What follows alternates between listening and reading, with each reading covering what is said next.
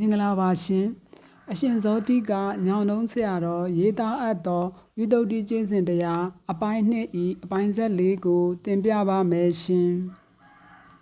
လမ်းကြောင်း3မျိုးတဲ့ကျင့်စဉ်မှာတဲ့အစွန်းနှစ်ဖက်နဲ့အလယ်လမ်းကြောင်းဆိုပြီး3မျိုးတွေ့ရတယ်မိမိတို့ဘဝမှာသုံးဆွဲတဲ့ဆိုတဲ့စကားလုံးတစ်ခုရှိရဲ့သားသမီးဟုခေါ်ပေါ်သုံးဆွဲကြတယ်ငါဤပစ္စည်းဟုခေါ်ဝေါ်သုံးဆွဲကြတယ်ဒီစကားလေးနဲ့ထောက်ကြည့်ရင်လမ်းကြောင်း3ခုကျင့်စဉ်3ခုတွေ့မယ်သုံးဆွဲတယ်ဆိုတာသုံးလဲသုံးတယ်ဆွဲလဲဆွဲတယ်ဆိုတဲ့အချက်တစ်ချက်တွေ့ရတယ်ရှာဖွေထားတဲ့ပစ္စည်းတွေသားသမီးတွေကိုသုံးလဲသုံးတယ်ဆွဲလဲဆွဲတယ်ဒါကိုကြည့်ရင်တစ်စုံတစ်ခုဝယ်စားတဲ့အခါစားလဲစားတယ်ကြိုက်လဲကြိုက်တယ်ကောင်းလိုက်တာကွာဆိုပြီးနောက်တစ်ခါဒါမျိုးစားရအောင်ကြိုးစားတယ်စားတော့သုံးဆောင်တဲ့နေရာမှာစိတ်ထဲကစွဲထားတဲ့အတွက်ဒါကိုကာမတုကလိကနိယောဂအစွန်းလို့ခေါ်တယ်ဒီလိုသုံးဆွဲတဲ့ကျင့်စဉ်ရှိသလိုမသုံးဆွဲပဲနဲ့ဆွဲတဲ့ကျင့်စဉ်ကလည်းရှိသေးတယ်အတ္တကိလမထာနုယောအတ္တကိလမထကြတော့မသုံးပဲနဲ့ဆွဲတာခုနကပစ္စည်းဥစ္စာအတာထားငွေကြေးနဲ့ကြည့်မယ်တချို့ကပတ်စံနဲ့အများကြီးရအောင်ရှာပြီးတော့မသုံးရက်ဘူးငွေကိုတော့ဆွဲထားတယ်သုံးတော့မသုံးဘူးအဲ့ဒါကမသုံးပဲဆွဲထားတာကာမတုခမှာသုံးလဲသုံးတယ်ဆွဲလဲဆွဲတယ်မသုံးပဲဆွဲတော့ငွေတွေတိန်းထားရတာပင်ပန်းတယ်သုံးလဲမသုံးရဘူးစိတ်ထဲကပဲဆွဲပြီးတိန်းထားတယ်ဒုက္ခရောက်တယ်လို့ခေါ်တယ်အဲ့ဒါအတ္တကိလမထလမ်းစဉ်သုံးပြီးဆွဲတာလဲမှားတယ်မသုံးပဲဆွဲတာလဲမှားတယ်သုံးပြီးမဆွဲဘူးဆိုရင်အဲ့ဒီပုဂ္ဂိုလ်မှန်တယ်ဒါမဇ္ဈိမပฏิပဒါလမ်းစဉ်ပဲငွေကြေးဆိုတာလောကီကိစ္စခန္ဓာကိုယ်နဲ့သက်ဆိုင်တယ်ခန္ဓာကိုယ်နဲ့သက်ဆိုင်တဲ့နေရာမှာလမ်းကြောင်းက3ခုမိမိတို့စိတ်ထဲရောက်မဲ့သဘောတရားမသုံးမဲနဲ့ဆွဲတာကလည်းဒုက္ခတက်ရောက်နေတာငွေတွေရှိပြီးမသုံးမဲနဲ့ဆွဲနေရင်အဲ့ဒီပုဂ္ဂိုလ်အတွက်ဘာမှကောင်းတာမရှိဘူးသုံးလဲသုံးတယ်ဆွဲလဲဆွဲတယ်ဆိုတော့အဲ့ဒါလဲဒုက္ခရောက်တဲ့လမ်းစဉ်ပဲသုံးတော့သုံးတယ်မဆွဲဘူးပစ္စည်းရှိလို့သုံးတယ်ငွေရှိလို့သုံးတာသုံးပြီးရောပေါ့ဆွဲလန်းမှုဘာမှမရှိဘူးဆိုရင်အဲ့ဒါလွတ်မြောက်တဲ့လမ်းစဉ်ပဲသုံးတော့သုံးပါမဆွဲပါနဲ့မိမိတို့ဘဝမှာဖြစ်ပေါ်လာတဲ့အပိုင်းတွေကိုဒါတွေနဲ့ကြည့်ပြီးသုံးတော့သုံးမဆွဲဖို့မသုံးပဲနဲ့ဆွဲတာကလည်းအမှားသုံးပြီးတော့သုံးတော့သုံးတယ်မဆွဲဘူးဆိုရင်အမှန်အဲ့ဒါသဘောပေါက်ရမယ်အရာတိုင်းမှာဒီသဘောတရားနဲ့မိမိတို့ဝေဖန်သုံးသပ်ရမယ်သားသမီးတွေကိုယ်စီမှာရှိတယ်သားသမီးကိုတချို့ကခိုင်းဖို့စေဖို့ကြည့်ဖို့ရှုဖို့အသုံးပြုကြတယ်စိတ်ထဲမှာလဲငါသားငါသမီးလို့ဆွဲကြတယ်ဒုမိသားစုတွေပဲလို့ခင်မင်းရင်းနှီးရှိကြတယ်အဲ့ဒါသုံးလဲသုံးတယ်ဆွဲလဲဆွဲတယ်တချို့ကြတော့သားသမီးကြည့်လို့မရဘူးသားသမီးကိုမသုံးဘူးတိုးတော့စိတ်ထဲကဆွဲထားတယ်မသုံးပဲနဲ့ဆွဲတာသုံးပြီးတော့မဆွဲတာကမိဘတွေသားသမီးတွေဝတ္တရားရှိတယ်ဝတ္တရားအရာပဲပြုလုပ်တယ်သူ့ဘာသာသူဘာဖြစ်ကောင်းဆိုးကိုနဲ့မဆိုင်ဘူးအဲ့ဒါကသုံးတယ်မဆွဲတာဒီသဘောတရားတွေနဲ့အမြဲတမ်းမိမိတို့ဝေဖန်နေရမယ်မှန်ကန်ဝေဖန်နိုင်ရင်အဲ့ဒီအရာတွေနဲ့ပတ်သက်ပြီးပြောဆိုတဲ့အခါမှန်ကန်မှုဖြစ်လာမယ်ပြုလုပ်မှုတွေမှာမှန်ကန်မှုဖြစ်လာမယ်ဒီတော့မိသားစုတွေနေထိုင်တဲ့အခါမှာမှန်ကန်တဲ့အသက်ရှင်မှုတွေဖြစ်မယ်ဒီလိုမှန်ပြီဆိုရင်မဇ္ဈိမပฏิပဒါဖြစ်တယ်ဒီ3ချက်မှန်ရင်သီလဝိတ္တုဒ္ဓိဖြစ်တယ်အခု မိမိတို့ကသီလဝိသုဒ္ဓိဖြစ်ဖို့အရေးဘုန်းကြီးကျောင်းပြေးပြီး၅ပါးသီလ၈ပါးသီလယူပြီးမနိုင်တနိုင်နဲ့စောင့်တည်ကြတယ်တကယ်လူရင်းဖြစ်တဲ့တမာဝါစာတမာကမ္မန္တတမာအာဇီဝကြတော့ပြောခြင်းရာပြောတတ်ကြတယ်ပြောတာကလည်းနှမျိုးရှိတယ်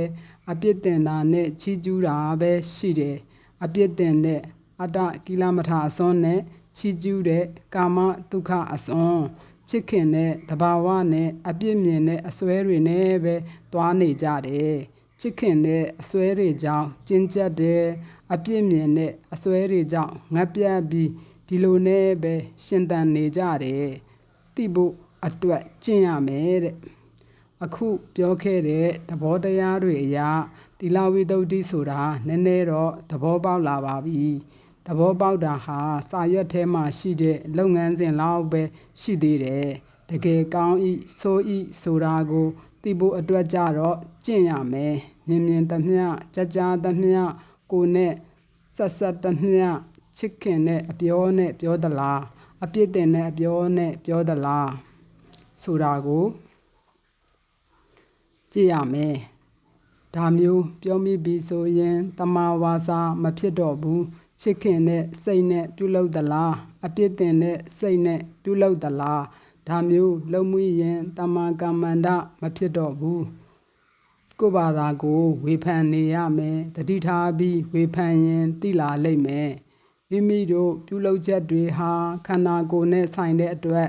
တော်တော်သိတာပါတယ်သူများပြောနေတာလဲမိမိတို့ကြားလိုက်ကြတဲ့ကတမာဝါစာဖြစ်သလားမဖြစ်ဘူးလားပြုလုပ်တဲ့အလုပ်ဟာလဲတမာကမ္မန္တဖြစ်သလားမဖြစ်ဘူးလားဆိုတာသဘောပေါက်လိမ့်မယ်ဆိုကြပါစို့လူတစ်ယောက်စိတ်ဆိုးလို့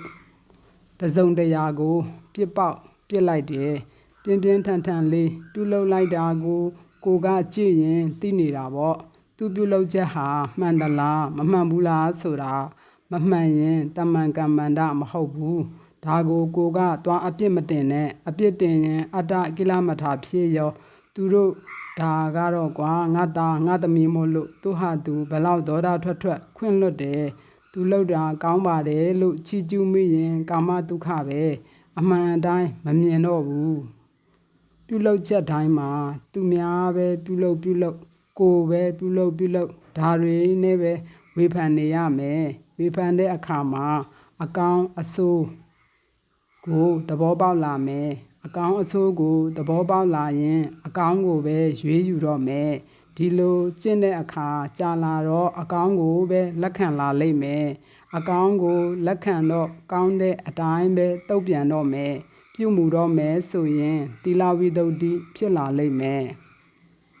အနှစ်ချုပ်တဲ့အခါတဲ့ဒါဆိုရင်တိတ်ကြမ်းတမ်းတဲ့ပါဏာတိပါတာတို့အဒိဏဒါနာတို့ကအဝေးကြီးကိုရောက်သွားမယ်ပြုလုပ်ဖို့နေသာစိတ်ကူးထဲမှာတော့မပေါ်တော့ဘူးဘာဖြစ်လို့ဒီလိုဖြစ်ရတယ်လဲဆိုကျင့်လို့ဖြစ်တာဘာဖြစ်လို့ကျင့်နိုင်တာလဲဆိုသိလို့ကျင့်နိုင်တာအသိဉာဏ်ရှိလို့အသိဉာဏ်မရှိရင်ခုနပြောသလိုငရုတ်သီးကြက်သွန်ပေးပါဆိုရုပ်နှံပေးပါလို့သွားလို့ရင်လုံနေလိမ့်မယ်လှူတာဘသူလဲဆိုရင်ခန္ဓာ၅ပါးကလှူတာလို့ရှောက်ပြောခြင်းပြောနေလိမ့်မယ်အပြောတွေနဲ့ပဲဖောက်ပြန်နေပြီးမမှန်မကန်တွေဖြစ်နေမယ်ဒီလိုကြာနာမသိဘူးဆိုရင်ကိုယ့်ရဲ့ပြောဆိုချက်ပြုလုပ်ချက်တွေဟာမမှန်တော့ဘူးဒါဆိုရင်သီလဝိသုဒ္ဓိမဖြစ်တော့ဘူးဒီလိုလင့်ကျင့်ပြီးဒီလိုလေ့လာပြီးကျင့်ကြည့်ရင်လောဘဒေါသတွေဘယ်လောက်နည်းသွားသလဲဆိုတာတွေ့ရမယ်လောဘဒေါသတွေနည်းသွားတဲ့လုပ်ငန်းဆိုရင်တမန်ကမ္မန္တဖြစ်တာပဲဒါနဲ့ပြန်အနှစ်ချုပ်လိုက်မယ်ဆိုရင်တမာဝါစာတမာကမ္မန္တတမာအာဇီဝဖြစ်ရင်သီလဝိသုဒ္ဓိဖြစ်ပြီးတော့ဝိသုဒ္ဓိကျင့်စဉ်ဆိုတာအဲ့ဒါပဲအခုပြောခဲ့တဲ့ကျင့်စဉ်ကတော့ချက်ချင်းကြည့်ရင်ချက်ချင်းသိတယ်ဒီတော့အကောင်အဆိုးကိုကျင့်တဲ့သူပဲရွေးနိုင်တယ်ကျင့်တိုင်းလဲဉာဏ်ပါမှအမှန်ရလိမ့်မယ်သီလဝိသုဒ္ဓိဆိုတာစိတ်နဲ့မဆိုင်သေးဘူးခန္ဓာကိုယ်နဲ့သက်ဆိုင်တာတွေမို့လို့ ခန္ဓာကိုယ်နဲ့သက်ဆိုင်တဲ့ကိစ္စတွေမှာခန္ဓာကိုယ်နဲ့ပဲဖြည့်ရှင်းပါစိတ်နဲ့ပတ်သက်လို့စိတ်တဝိတ္တုဒ္ဓိယထာနောက်တစည်းသူဘာသာသူလာလိမ့်မယ်အဲ့ဒီကိုကူးပြောင်းပြီးတော့စိတ်တဝိတ္တုဒ္ဓိဟာသီလဝိတ္တုဒ္ဓိကိုဘယ်လိုအထောက်ပံ့ပေးတယ်ဆိုတာနောက်တော့သိရလိမ့်မယ်အခုသီလဝိတ္တုဒ္ဓိကိုသဘောပေါက်အောင်ကြည့်ပါစီးပွားရေးလုပ်နေတဲ့သူတွေသူတို့မမှန်ကန်ကန်လုပ်လို့ကတော့သူတို့ကိုသွားအပြစ်မတင်နဲ့အပြစ်တင်ရင်အတ္တကိလမထအစွန်းသူတို့ကိုသဘောကျပြီးအားပေးအားမြောက်ပြုရင်ကာမအစွန်း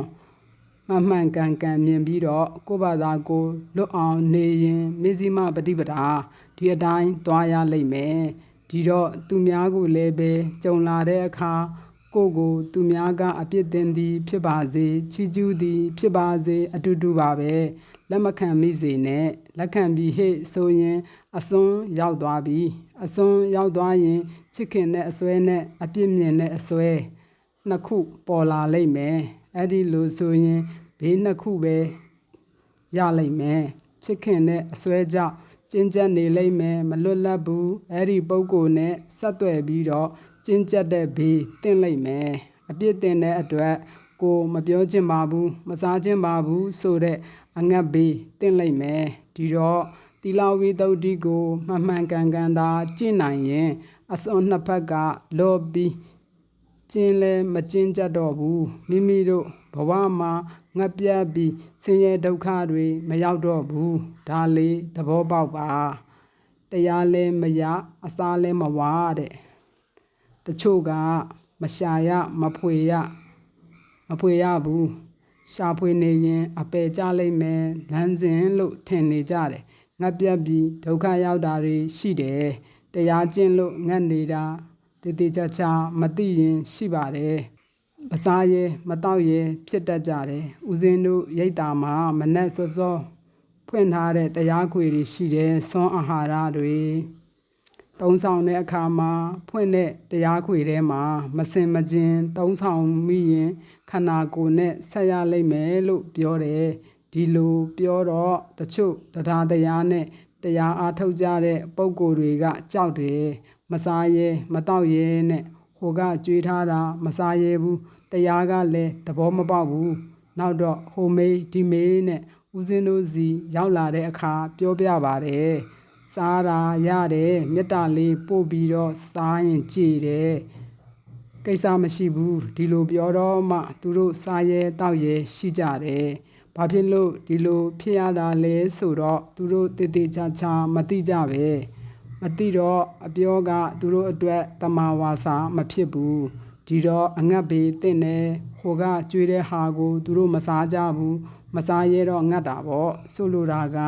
တကယ်တရားကိုသူတို့စိတ်ထဲရောက်အောင်မသိရှာတဲ့အတွက်ကြောင့်သူတို့ကြင်ကြံနေကြပေမဲ့လူရင်းမရောက်တော့တရားလည်းမရအစာလည်းမဝဖြစ်ကြတာရှိတယ်ဒါလေးတွေဘ ഹു တုတအဖြစ်မှတ်ထားပေါ့အခုပြောခဲ့တာတွေကိုပြန်ပြီးစဉ်းစားဝေဖန်သုံးသပ်ကြည့်ပါသဘောတရားကလည်းစိတ်ထဲရောက်ရင်ပို့နိုင်ရင်သဘောတရားပြောတဲ့စကားလုံးကလည်းကိုနားလေတဲ့စကားလုံးကျင့်တာတွေနဲ့တပြိုင်နက်အကောင်းကိုရွေးတက်လာမယ်သီလဝိတ္တုဒ္ဓိနဲ့ပတ်သက်လို့ကတော့ဒီလောက်ဆိုရင်အတော်အတန်လေးသဘောပေါက်ပါပြီသူ့ကိုအထောက်အကူပေးမဲ့စိတ်တဝိတ္တုဒ္ဓိဒိဋ္ဌိဝိတ္တုဒ္ဓိသင်္ခါဝိတရဏဝိတ္တုဒ္ဓိတို့ကိုနောက်ပိုင်းမှာဆက်ပြောပါမယ်အပိုင်းနှစ်ပြီးပါပြီရှင်ကျေးဇူးတင်ပါတယ်ရှင်